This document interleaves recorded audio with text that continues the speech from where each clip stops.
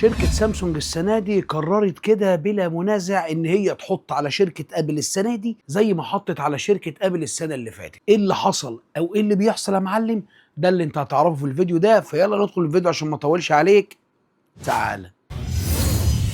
احنا متعودين ان كل سنة اول ما الايفون الجديد بيقرب من 10 ل 15 يوم وساعات شهر بيروح نازل الجالاكسي الجديد بتاع كل سنة قبل الايفون، عشان خاطر يلحق ان هو يسحب شوية زباين من السوق ويعمل المصلحة بتاعته ويجري. انما المرة دي حركة جريئة جدا جدا جدا من شركة سامسونج، انا واحد من الناس ما كنتش متوقعها. طبعا شركة ابل اعلنت يوم 9/9/2025 المؤتمر الرسمي اللي العالم كله بينتظره كل سنة للإعلان الجديد عن الآيفون وعن الإيربودز وعن الأبل ووتش وعن شوية حاجات تكنولوجية، وطبعا بيتم الإعلان عن السوفت وير الجديد. انما شركه سامسونج كان كل ما الايفون يجي ينزل قبليها كده بحوالي اسبوعين ثلاثه وساعات شهر تروح منزله الموديل الجديد عشان خاطر تلحق تعمل مبيعات قبل الايفون ما ينزل، عشان احنا عارفين الايفون بينزل بيكتسح العالم. انما السنه اللي فاتت كانت حاجه غريبه جدا، نسبه مبيعات الجالاكسي الاس 25 الترا كانت نسبه المبيعات اكتر من الايفون 16 برو ماكس، فدي في حد ذاتها تطمع اي شركه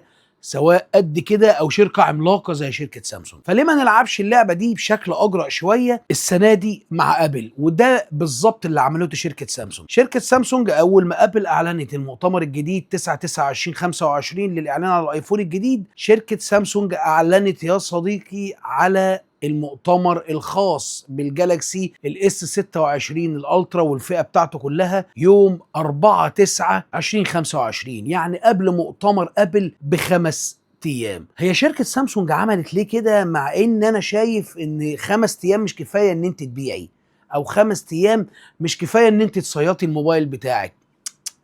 الموضوع مش كده يا صديقي. شركة سامسونج نازلة قبل الايفون ب5 ايام عشان تعلم على الايفون، عشان تقول لمستخدمين الايفون ان الايفون بتاعكم في الذكاء الاصطناعي ملط، مش هيعمل لكم اللي شركة سامسونج وشركة جوجل بيعملوه. الامكانيات والامتيازات اللي انت هتشوفها في السامسونج الجديد انا بقول لك دلوقتي، وخدوا مني تسريب مؤكد، هتشوف امكانيات AI ذكاء اصطناعي في السامسونج الجديد في حتة تاني خالص. اما بالنسبة لامكانيات الذكاء الاصطناعي في شركة ابل، فلو هيعلوا في الذكاء الاصطناعي، انا كل اللي انا عايزه يا حبيب قلبي ان انت تتعامل على الاقل في الذكاء الاصطناعي بتاعك باللغة العربية، يعني تعمل للعرب وتعمل لزباينك في الشرق الاوسط اعتبار شوية كده، وتظبط لهم شوية حاجات كده باللغة العربية عشان تحاول تنجح في السوق العربي أكتر وأكتر. فالشاهد من الموضوع يا صديقي إن شركة سامسونج نازلة قبليها ب4-5 أيام عشان خاطر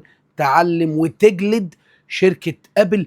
اكتب لي في التعليقات رأيك إيه في الموضوع ده، وهل فعلا شركة سامسونج عندها مفاجأة لأبل قبل 4-5 أيام من نزول الموبايل الجديد بتاعهم؟ اكتب لي في التعليقات، هيفرق معايا الموضوع ده جامد جدا بصراحة. تابعني يا صديقي لو أنت أول مرة تشوفني، احنا بنعمل فيديوهات مقارنات بين موبايلات الآيفون وموبايلات الفلاج شيب حول العالم، وبنحاول وبنسعى جاهدا الفترة اللي جاية دي إن شاء الله إن احنا نجيب لك أماكن موثوق منها تقدر تقوم بيها بخدماتك التكنولوجية، سواء كانت موبايلات أو كمبيوتر بي سي أو لابتوب أو ما شابه ذلك. تابعني على الفيسبوك بيج، الفترة اللي جاية دي هنجيب عليها عروض هتعجبك جدا جدا، وفي مصلحة بإذن الله جامدة جدا هتعجبك.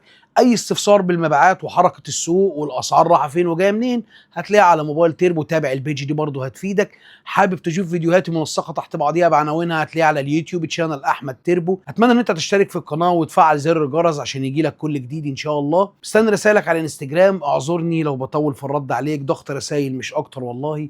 كان معاك أحمد تيربو، سلام عليكم.